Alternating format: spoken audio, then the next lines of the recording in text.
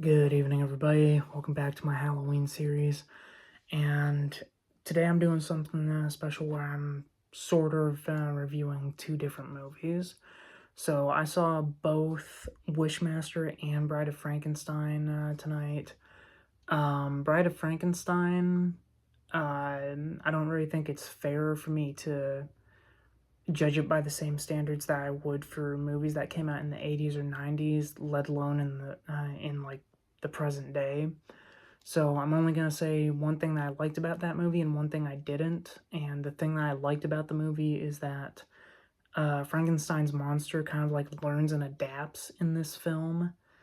And what I mean by that is like there's a huge chunk of the film, like basically the entire second act, where Frankenstein's monster like learns to eat, drink, even smoke, and he in his own way distinguishes like right and wrong, where he knows that like fire is bad for him, but like he knows how to distinguish someone as a friend, and he even like recognizes Frankenstein as his creator.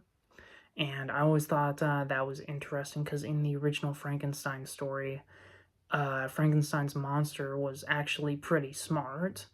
Like, as he said in the book, the doctor gave him like a very good brain so that he could learn and like become intelligent. It's just that he was given like a hideous, decrepit body, and that's ultimately what made the townspeople like turn against him because he looked so horrid.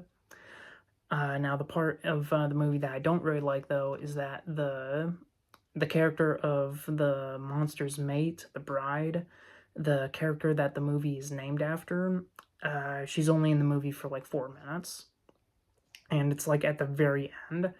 And I get that the premise was about creating a mate for Frankenstein's monster, but when you have the title be Bride of Frankenstein, and you only have the title character show up for like 3-4 minutes, I don't know. To me, that just seems misleading. It's like if, say, you have a movie called Spider-Man, and Spider-Man only shows up for the final like 10 or 15 minutes of the film.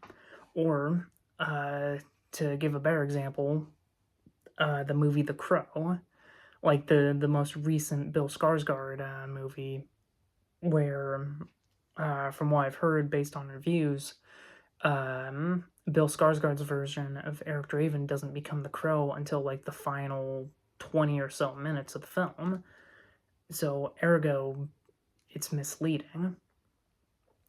But aside from that, I still had fun watching the movie entirely. It was still all right. Um, I still see it as a classic film to see during the Halloween season.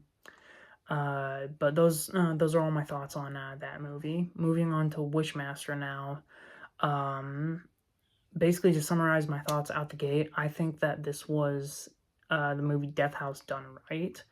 And I covered Death House a while ago, and I remember saying that like Death House was like a huge missed opportunity where you had all of these like big name actors like Kane Hodder, Tony Todd, Gunnar Henderson, Barbara Crampton, a ton of other actors that I'm blanking on right now, and they're all just wasted on that film, right? Like you get the biggest one you have is like Kane Hodder as the main villain, and that's it. Literally everybody else is relegated to like just a 2 minute cameo. Like Tony Todd is a bookend where his accumulated screen time is like 4 or 5 minutes. Danny Trejo's in there for like 2 seconds. Sid Haig is in there. I can't even remember how long he's in there for. Gunnar Henderson only shows up at the very end. The same as that one actor from The Hills Have Eyes, and just all of those characters. Oh, by the way, Bill Moseley is also in the movie. Uh, Basically anyone who wasn't Kane Hodder only has like a single scene in that film. Meanwhile, it focuses on like these two very obscure actors, one of which I remember being in the Silent Night, Deadly Night remake, where she was a throwaway character, and the other one I don't even know where, I don't even know what he was in.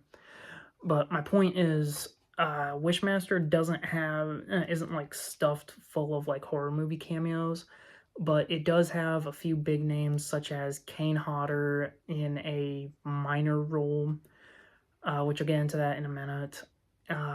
You got Robert Englund as like the most recurring role in the film. Ted Raimi, who's basically the bookend, but he's also kind of like the catalyst that gets the ball rolling for the film. And you also have Tom Savini, who is a legendary special effects artist, and you got Robert Kurtzman as the director, who I actually met Kurtzman a while ago during Nightmare Weekend. So that was actually nice meeting him there, talking a bit about horror movies, getting a few selfies in there, and actually meeting him was technically what led me to check this movie out in the first place, because I had heard about this movie a while back, and I had never really given it much thought until I realized, like, oh, Kurtzman directed this. Tom Savini helped out on this film. You got Robert Englund and Tony Todd and Kane Hodder all in this film. Um, so I decided, like, what the hell, I'll check it out.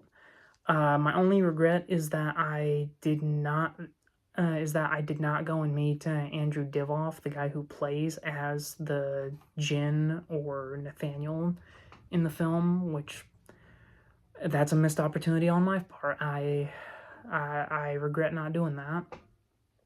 Um, but getting into the movie itself, the story is pretty good. Where it actually starts with a flashback in Persia, where honestly I think that's one of my favorite opening scenes in any movie, where it starts like in like the BC era, where a jinn is manipulating this sultan or whatever, and it shows some of the gnarliest kills I've seen in a while, where a guy's skeleton rips out of a dude's body, and then it goes off and attacks other people. You got a guy who like is fused in with a stone wall, another guy who transforms into this sort of like serpent lizard creature, and it takes this like magician guy to trap the jinn in this crystal, which eventually gets discovered in America 800 years later. Um, and then fast forward to America, where Ted Raimi's character accidentally gets crushed by this cargo crate carrying the crystal that's housed inside a statue. Um, where this curator, played by Tammy Lauren, encounters the Jinn, and she's enthralled by him to ask for 3 wishes, and upon the third wish, the Jinn will summon the demons from hell.